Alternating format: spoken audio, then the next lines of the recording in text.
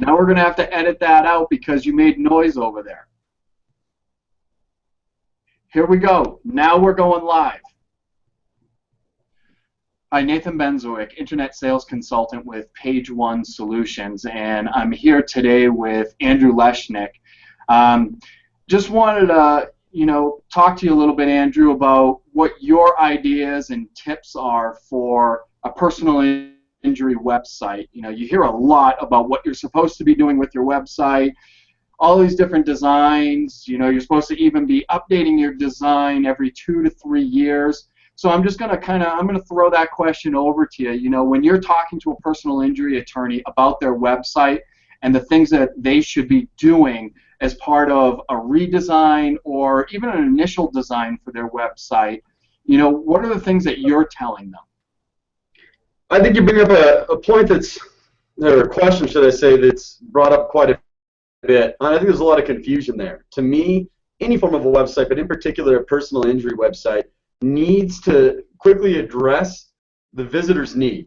If the visitor's coming to your site, making it easy to navigate, making it pretty frictionless in terms of how they're going to find the information they're seeking, I think that's critical.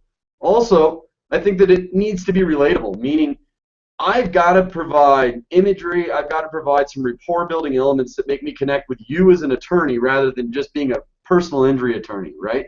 How do you become John Doe attorney rather than just a generic PI attorney? You want to put a name and a face to it and make people say, hey, this is a guy that I want to work with. I don't feel like this is somebody who just wants to take my money, so to speak, off of my case and the problems that I've had.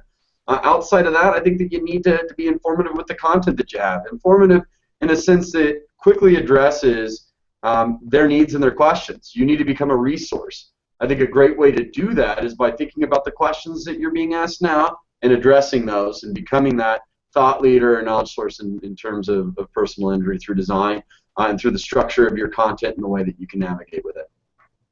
Those are some great tips. I think what they can all do is fall under that umbrella of providing a great user experience for those people that do get to your website.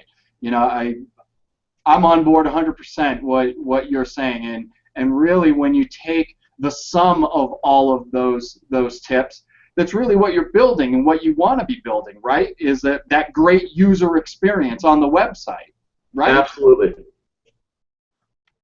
Absolutely. A user experience is becoming increasingly important to the search engines. They're getting better at identifying what the experience of your visitors are through time on site, through the amount of pages they're viewing, etc. And they're able to gauge, are you providing valuable and unique information? Are you answering the questions adequately that your visitors are searching for? And hopefully, through design, you can start doing those things as long as you're putting that user and your visitor first. Well, great. I really appreciate you taking some time out of your morning so that way we can kind of, throw this topic around. I think you went over some great points there, and I hope you, the viewers out there, found that this was informative and you were able to take something away from it. And I hope you're able to join us next time when we tackle a topic and throw it around. Yeah, thanks, Nathan. I appreciate you. All right. Talk to you later.